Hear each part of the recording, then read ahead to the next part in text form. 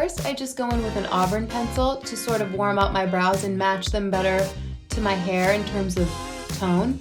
And you can see I don't really have much of a technique. Now this is where I shape my brows, so there is a little bit of technique here, and I use a warm brown pencil. And I just sort of frame and then fill my brows, and I start here, then I do the top, then I do the tail, and then I sort of fill in the rest.